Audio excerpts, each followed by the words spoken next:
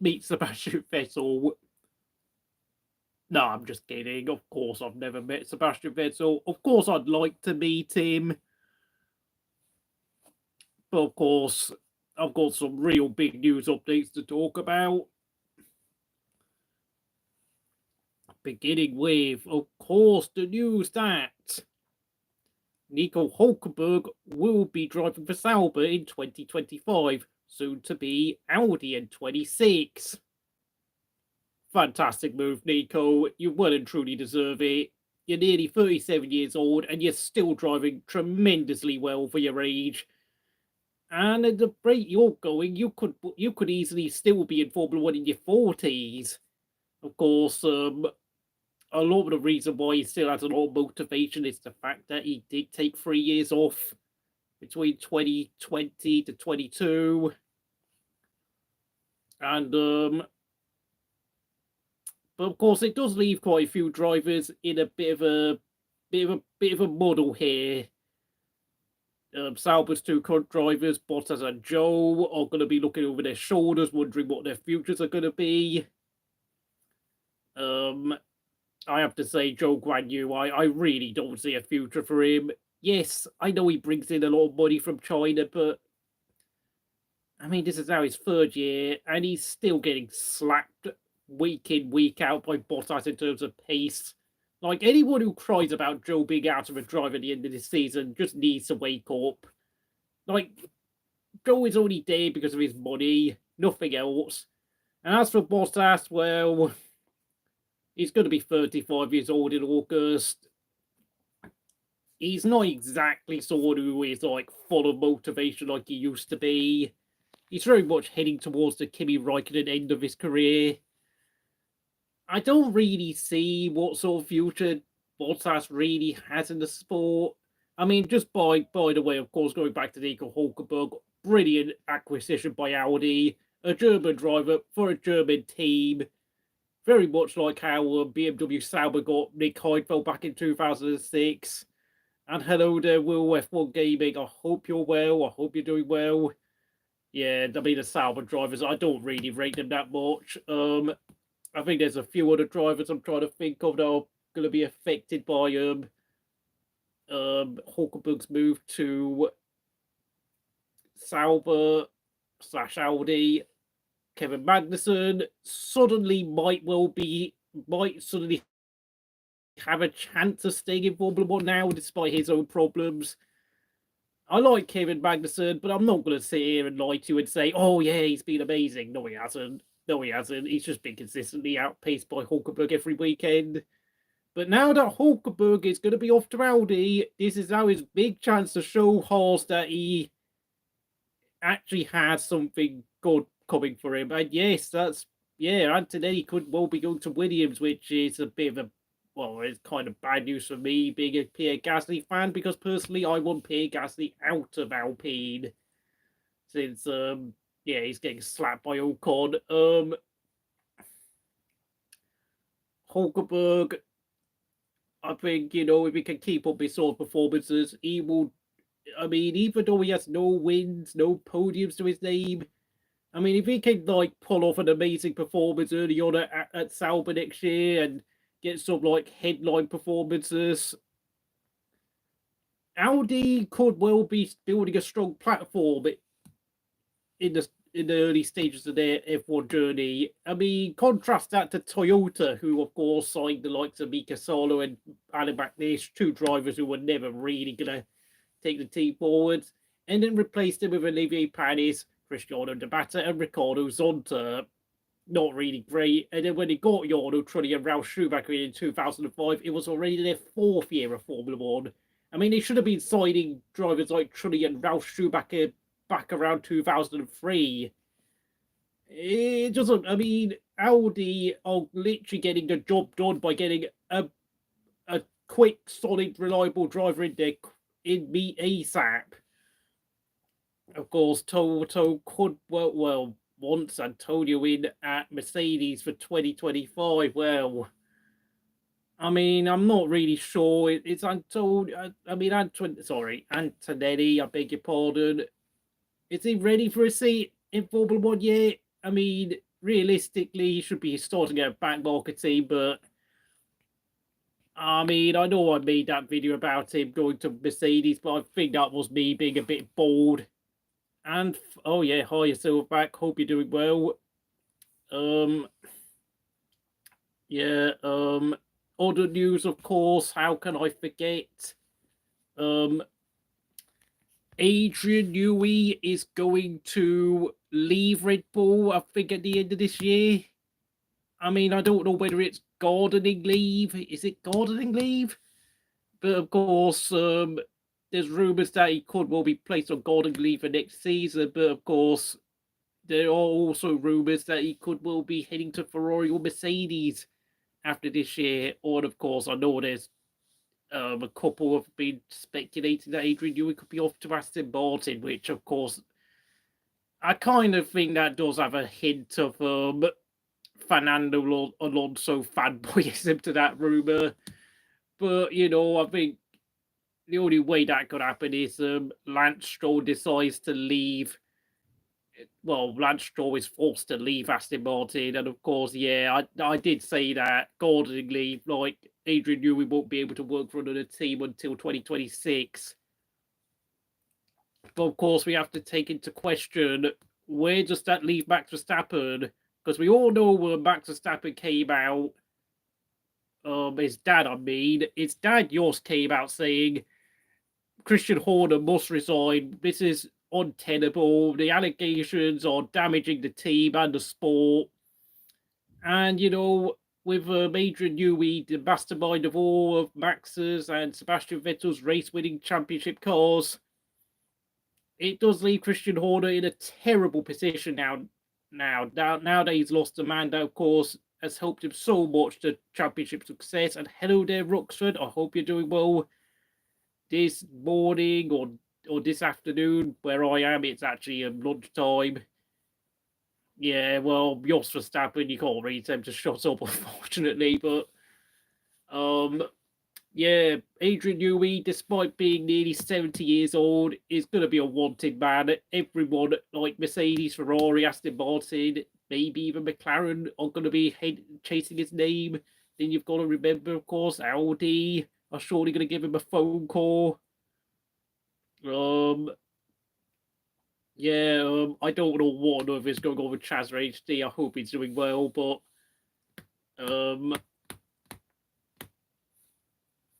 the other news, yeah, Adrian Newey could be up. Well, I don't know. I mean, just put in a comment, put in a chat right now. Which team do you think Adrian Newey will be joining potentially in 2026 if he ever does join a new team?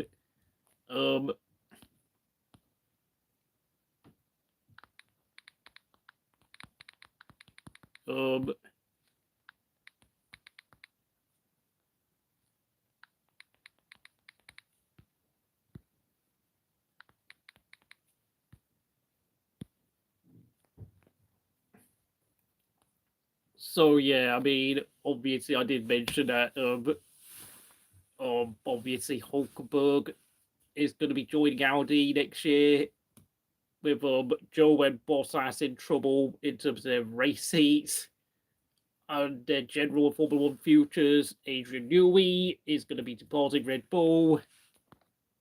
And I've looked at the poll, and right now it's tied between Ferrari and Aston. Well,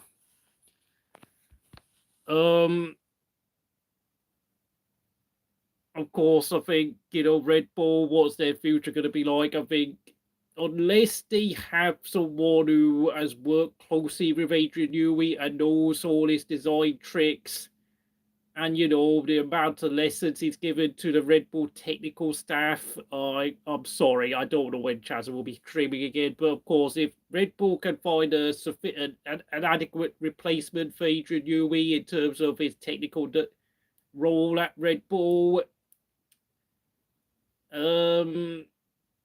yeah, I mean, I think whoever Adrian Newey joins in terms of Mercedes or Aston Martin, do not be surprised if Max Verstappen decides to join him when the news is announced, and his dad goes out of his way to pay off Red Bull.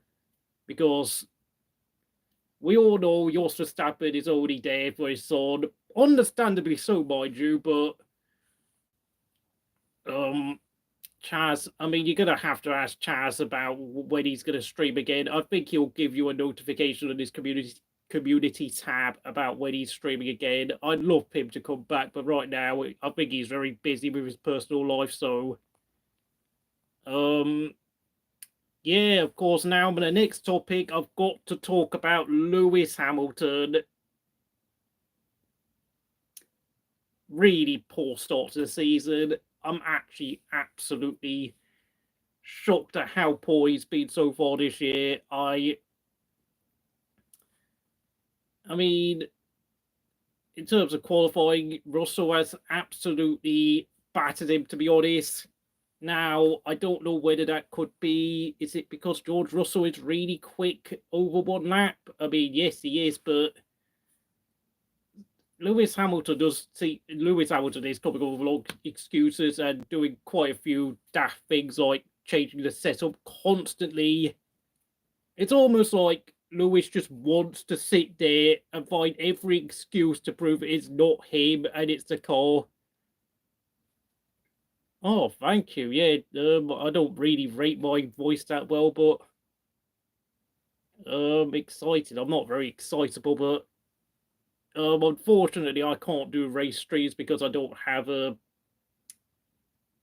Well, I mean, I could do like a post-race stream, but I just sit there and watch the highlights of like the Channel 4 programs on like, I don't know, 3 or 4 hours after the race is done. But yeah, I mean, I'm going to have to think about that. I mean, obviously next week it's going to be the Miami Grand Prix. I mean, the highlights are going to be on at like 11 o'clock.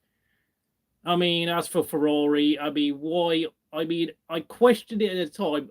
Why did Ferrari go out of their way to sign Lewis Hamilton? I know their stock market prices went up dramatically when the news was announced of Hamilton joining Ferrari, but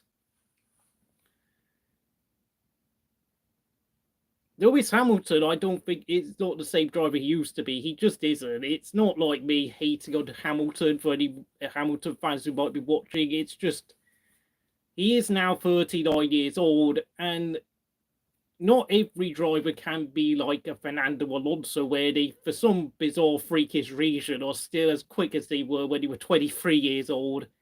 I think Alonso is partially helped by the fact that he was never super quick in his prime years between like 2005 to 2014-ish. I mean, I really don't know why on earth Ferrari decided to get rid of Carlos Sainz. I know Carlos Sainz is slower over a qualifying lap compared to Leclerc, but Carlos Sainz is a very good driver in his own right. He's very good at technical feedback, setup, race strategy. He's excellent at that. He knows how to make decisions on the fly. Whilst, yes, I know this might seem a bit strange to say this about Lewis Hamilton, but I have heard Lewis Hamilton on the radio, like, getting annoyed with his engineer, like, being quite indecisive with race calls. And it seemed like Ferrari, you can't really have a driver like that, because we all know Ferrari are quite poor in their own management in general. I mean, we all saw how Vettel and Raikkonen reacted when they were there. We've seen Leclerc get very frustrated at certain points. It is still at Ferrari. Alonso and Massa have also had problems. I don't see how someone like Lewis Hamilton is just going to walk in there and all of a sudden Ferrari are going to really be super organised like they were back in the Schumacher days when, of course, they had Brawn, John Todd, Rory Byrne, Aldo Costa, and of course a few other design geniuses. But I really do feel sorry for Carlos Sainz. I think I'm going to have to do another video for him again, maybe tomorrow or the day after, when, discussing his future, because of course after the Hulkenberg bombshell, I really don't know where Carlos Sainz could be going after this season. I really don't, and I really do feel sorry for him, because he's definitely a top team driver. I mean, Ferrari will ruin Lewis. The internals are a mess, and Charles will have a breakdown. I mean, yeah, I know what's it sides. Of course, the rumours are still sides off to Audi, but would he be in the same team as Hulkenberg? And you have to remember, Theo Porchet and Zane Maloney are Audi's reserve drivers, so take note of that. And of course, I think surely with the amount of money Sauber and Audi are throwing at their junior program, they are going to try and prioritise promoting Porchet and or Zane Maloney into their seat at Audi next year. But now it's on to the next topic. Yeah, the new point system or proposed point system. They are proposing giving out points all the way down to 12th place. Of course, in terms of the positions in the top 7, they will remain the same. But 8th place will now give 5 points instead of 4. 9th place will give 4 points instead of 2. 10th place will give 3 points instead of 1. 11th place will give 2 points instead of 0. And 12th place will give 1 point instead of 0. I am not a fan of this. I'm sorry. I did a hypothesis the other day on my Twitter page where I said I read like how I don't think it's fair if we end up with a scenario where, let's just say, Williams have a season where they only score 1 point in the top 10 system, but on the new top 12 system, they keep finishing 11th or 12th all the time and they score 22 points, whilst a team like Haas, under the top 10 system, score 4 points, but because they don't finish 11th and 12th as much as Williams, they only score 17 points in the top 12 system, and they end up finishing bottom of the table, whilst Williams potentially finish 8th or 9th in the table, which, yeah, I mean, it's just, dude. And I know they were, like, on Twitter, like, MotoGP fans, NASCAR fans, IndyCar fans, IMSA fans saying, oh, well, we give out points all the way down to, like, 25th place. Yeah, but, dude, you've got a different sport, mate. I mean, in MotoGP, all the bikes are a lot closely matched in terms of speed, and the races only last for, like, 40 minutes, so, you know. And, of course, back in the day, I think motorcycle races used to have, like, 30-plus bikes on the grid, so it made sense to give points all the way down to 15th place, and, I mean, it's already bad enough we have a point for the fastest lap, which I don't really care about. It's usually, like, a sympathy point to someone who's like struggling on a certain race, like you would see with Hamilton or Russell, just pitting just so they can get a fastest lap point. But now, of course, there is a slight counter argument to this, but the only counter argument I can think of is the fact that I can remember back in the 2003 Brazilian Grand Prix, when, of course, they introduced the top 8 point scoring system, where points went all the way down to 8th place for the first time and replaced the top 6 system. Giancarlo Fisichella scored a fluke victory for Jordan, his first win in F1 and Jordan's final win in F1. Under the top 6 scoring system used in 2002 and before then, Jordan would have actually finished 5th in the 2003 constructor standings, but because the top 8 system were giving out points all the way down to 8th place, because Jordan were obviously really slow at this point, and they had a car that was only slightly faster than what Minardi had, they deservedly, in my opinion, finished down in 9th place, because, I mean, there was nothing that Fisichella nor Ralph Furman could actually do with that car outside of the Brazilian Grand Prix. I think Furman got a point at Barcelona, and then, of course, Fisichella scored another 2 points at Indianapolis. I mean, that itself was another wet race, but the Jordan car was so slow to the point that they really were they were finishing outside of the top 10 for most of the races in 2003. But of course, I think you have to realise, though, in that circumstance, that was more of a case of a very much a huge fluke that had happened at Brazil. Now, in today's Formula One, the chances of a backmarket team scoring a surprise win like a Haas or a Williams is honestly, it is so minimal. It's not even funny. And of course, you have to remember, yeah, I mean, we also have a lot of safety cars and virtual safety cars, a lot of things that kind of really stop the smaller teams getting back to the front. And you have to realise, of course, the days of like McLaren and Ferrari making daft pit strategy decisions like they did at the 1999 European Grand Prix at Nürburgring. We don't really see stuff like that anymore. Of course, yes, BAR did score 26 points in 2003. They finished 5th, and deservedly so, in my opinion. I think they would have finished like 6th or 7th if it was under the old points system from 2002, only down to 6th place. But of course, I think we are taking into context of what 2003 was like and not what F1 is like now. And I'm going to do one more topic, and I'm going to have to talk about Pierre Gasly. Rumours that Pierre Gasly is going to be going to Williams have popped up. It's not confirmed. It's not certain what will happen with Pierre Gasly, to be honest, with his future at Alpine. But I have to say, yeah, this season has not been good for Gasly at all so far. I know we're already 5 races in, but Esteban Ocon has taken it upon himself just to concentrate on beating his team at all costs, get the newest parts, because of course he was running with a lighter car in China compared to Gasly. I think Gasly's car was still about 8 kilos overweight, whilst of course Ocon's car was only now about 2 kilos overweight. Kimi would have won the 2003 championship and he finished in the top 10. No, mate, it's not the top 10 in 2003, it was the top 8. Well, I think technically Kimi had, I don't know, if Kimi's car had not blown up at the 2003 Nürburgring Grand Prix, he would have won the championship easily. And I obviously, I'm a Kimi fan, so obviously I am of the opinion he deserved to win the championship that year, because yeah, I mean, he only lost by 2 points.